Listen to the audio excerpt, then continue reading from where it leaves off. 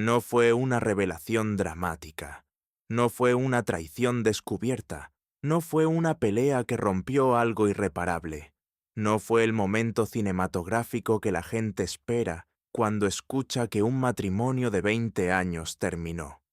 Fue algo más silencioso y más profundo que todo eso. Fue despertarse un martes cualquiera, con el café en la mano y la luz de la mañana entrando por la ventana de siempre, y saber con una claridad que no tenía explicación racional que la vida que estaba viviendo ya no era suya. Que en algún lugar de los últimos 20 años, mientras construía todo lo que se supone que hay que construir, algo esencial de ella misma se había quedado atrás, y que si no actuaba ahora, si esperaba otro año, otros 5, otros 10, ese algo no iba a poder ser recuperado. Y entonces vino el peso, no el peso de la decisión en sí misma, aunque eso también estaba, sino el peso de lo que la decisión significaba para todos los demás, los hijos, él, la familia, los amigos, la imagen de mujer responsable y seria que había construido durante 2 décadas. El qué dirán que ya empezaba a sonar antes de que dijera nada. Y sobre todo, la pregunta que no podía callarse. ¿Cómo se justifica dejar un matrimonio que no está roto de ninguna manera obvia? ¿Cómo se explica que 20 años no fueron suficientes?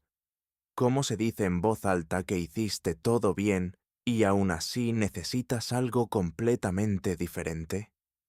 Carl Jung respondería esa pregunta desde un lugar que la cultura raramente ofrece y que cambia completamente la manera en que puede leerse lo que ocurrió.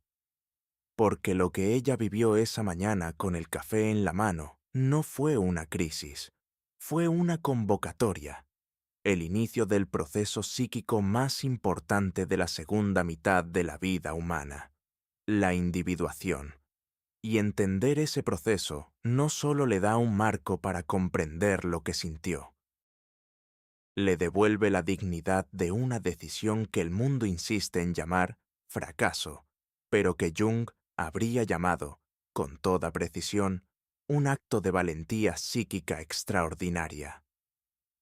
Jung fue el primero en estudiar con rigor lo que ocurre en la psique humana alrededor de la mitad de la vida, no como crisis en el sentido de ruptura patológica, sino como transición necesaria, como umbral que la psique misma genera cuando llega el momento de pasar de la primera mitad de la vida a la segunda. Y lo que describió es tan preciso y tan poco conocido que cuando lo escuchas por primera vez, parece que alguien finalmente le puso palabras a algo que llevas tiempo sintiendo, sin poder nombrarlo. La primera mitad de la vida, según Jung, tiene una tarea específica: construir. Construir una identidad, una carrera, una familia, un lugar en el mundo. Construir la persona, esa capa de identidad social que nos permite funcionar y ser reconocidos. Construir las relaciones que dan estructura a la existencia. Todo ese trabajo de construcción requiere que ciertas partes de la psique sean puestas a un lado. Las preguntas sobre el sentido profundo. Las aspiraciones que no encajan en el proyecto de vida que se está edificando. Las partes del carácter que no fueron valoradas o que activamente fueron reprimidas para poder cumplir los roles que la primera mitad de la vida exigía. La madre, la esposa, la profesional responsable, la hija que no decepciona. Todo ese material que fue dejado atrás no desaparece. Va a la sombra, como ya exploramos. Pero en la segunda mitad de la vida, generalmente entre los 35 y los 50 años, aunque los tiempos varían enormemente de persona a persona, la psique comienza a exigir que ese material sea integrado, que las partes dejadas atrás sean recogidas, que la identidad se amplíe más allá de los roles construidos en la primera mitad. Y esa exigencia no llega de manera gentil o conveniente, llega como inquietud. como la sensación de que algo falta, aunque exteriormente todo esté bien, como preguntas que no tienen respuesta dentro del marco de la vida que se construyó, como ese despertar de un martes cualquiera con el café en la mano. Jung llamó a este proceso el mediodía de la vida y usó una metáfora que todavía hoy resulta poderosa, la del sol.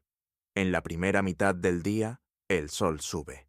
Toda su energía va hacia arriba, hacia afuera, hacia la construcción y el establecimiento. Pero al mediodía el sol comienza a descender. Y ese descenso no es un fracaso. Es la segunda parte del ciclo, igualmente necesaria, igualmente natural. Lo que cambia es la dirección, ya no hacia afuera, sino hacia adentro.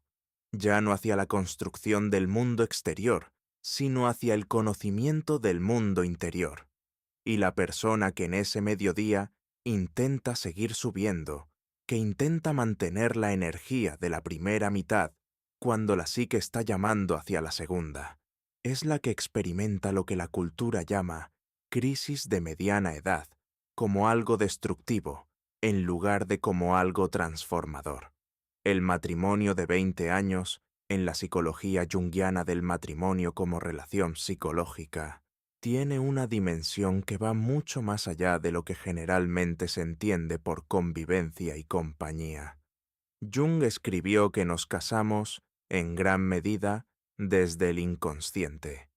Elegimos a nuestra pareja no solo por sus cualidades visibles, sino por lo que activan en nuestra psique, por las partes de nosotros mismos que proyectamos sobre ellos, por la manera en que encajan con nuestros complejos más profundos y con la imagen interna que llevamos del amor.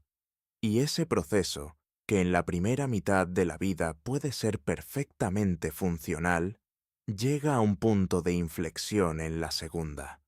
Porque en la segunda mitad de la vida, cuando la individuación comienza su trabajo, la persona que fuiste cuando elegiste a esa pareja ya no es completamente la persona que eres ahora.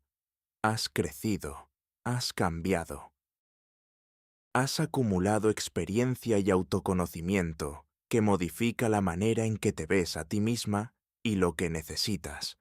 Y la pareja que elegiste hace 20 años fue elegida por la persona que eras entonces, con los recursos que tenías entonces, con las necesidades que tenías entonces.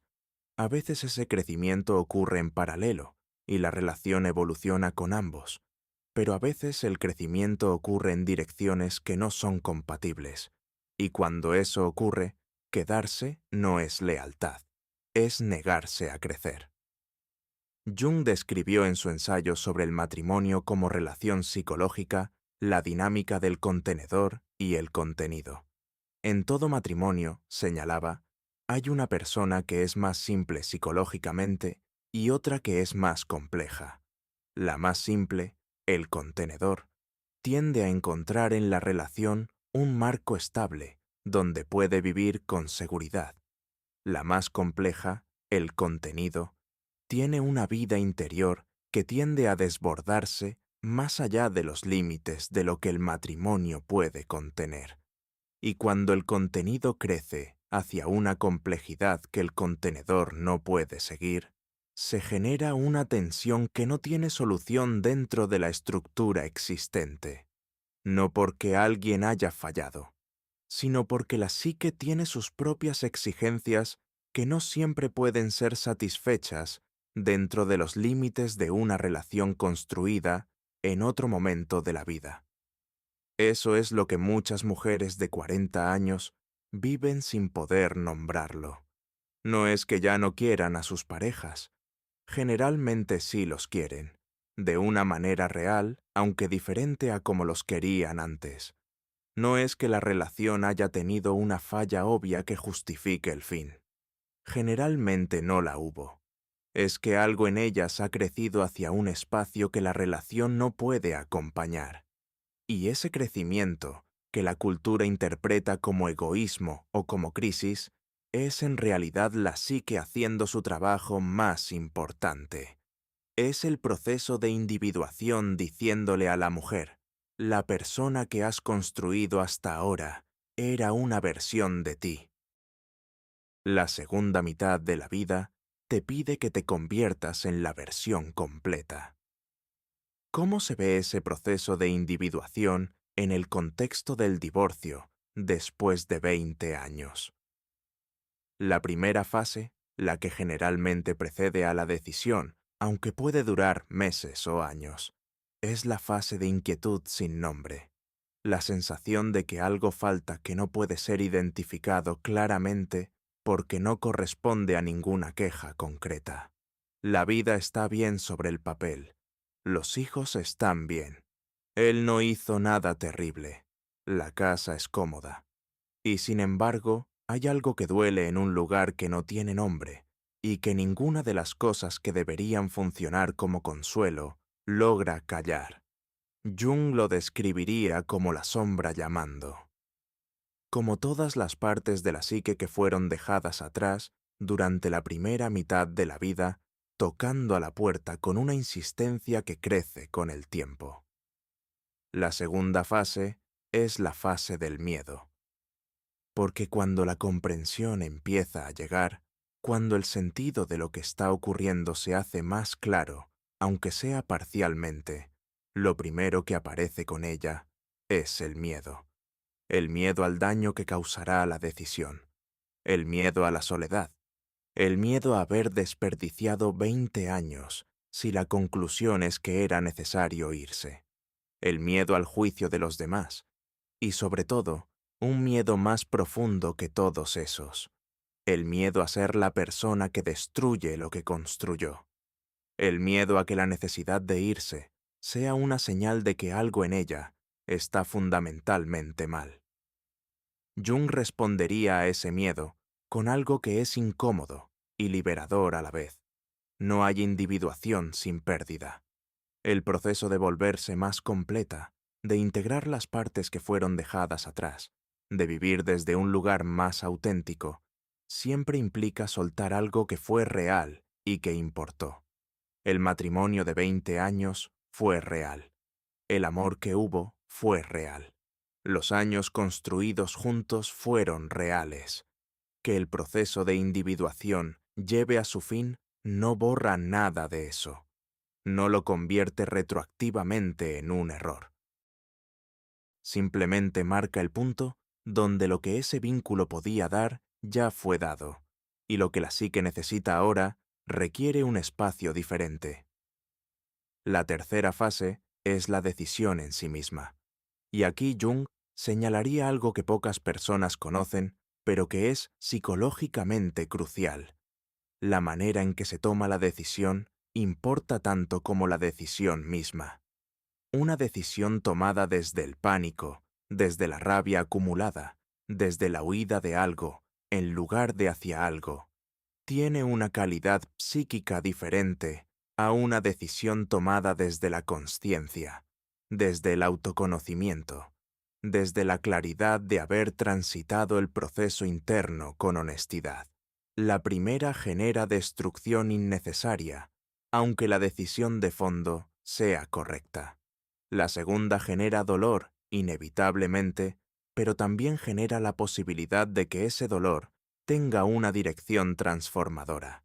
Y la cuarta fase, la que más raramente se nombra en las conversaciones sobre el divorcio y que Jung habría considerado la más importante, es la fase de construcción de la nueva identidad. Porque una mujer que sale de un matrimonio de 20 años no sale solo a la soltería. Sale al territorio más desafiante y más fértil de la psique adulta. El territorio de tener que responder, quizás por primera vez con plena consciencia, la pregunta de quién es ella, sin los roles que la han definido durante 2 décadas. Sin esposa, sin la mitad de una pareja, sin la identidad que el matrimonio le daba de manera automática. Esa pregunta no tiene respuesta rápida, y el proceso de encontrarla no es lineal ni cómodo. Hay períodos de claridad seguidos de períodos de confusión. Hay momentos donde la libertad recién encontrada se siente como lo que siempre necesitó, seguidos de momentos donde la soledad se siente insoportable. Hay días donde sabe exactamente quién es, seguidos de días donde la identidad que construyó durante 20 años ya no aplica y la nueva todavía no está del todo formada. Jung llamó a ese período el nigredo, la oscuridad alquímica, la fase donde lo viejo se disuelve antes de que lo nuevo pueda tomar forma. Y es exactamente tan difícil como suena, pero también es, si se transita con consciencia en lugar de con huida, profundamente transformador. Lo que emerge del otro lado de ese proceso, la mujer que existe después de haber transitado el divorcio como proceso de individuación en lugar de como fracaso, tiene una cualidad que las personas que la conocieron antes raramente anticipaban. No es la mujer destrozada que el mundo esperaba. No es la mujer amargada que el discurso convencional predice. Es una mujer que por primera vez, en décadas, se conoce a sí misma con una claridad que ningún rol externo puede darle, que sabe lo que quiere no porque alguien le dijo lo que debería querer, sino porque atravesó el proceso de descubrirlo, que puede estar sola sin que la soledad la destruya, porque aprendió, en el trabajo interno más difícil que hizo, a habitarse a sí misma. ¿Qué decir sobre los hijos? Porque es imposible hablar de divorcio después de 20 años sin nombrar a los hijos, que están presentes en la decisión con todo su peso real. Jung no romantizaría el impacto del divorcio en los hijos. Es real. Genera dolor. Genera una reorganización de su mundo que no es trivial ni puede minimizarse. Pero también señalaría algo que los padres raramente se permiten considerar porque la culpa lo hace demasiado difícil. Los hijos aprenden sobre el amor, sobre el matrimonio, sobre lo que significa una relación entre dos personas, observando la relación de sus padres durante años.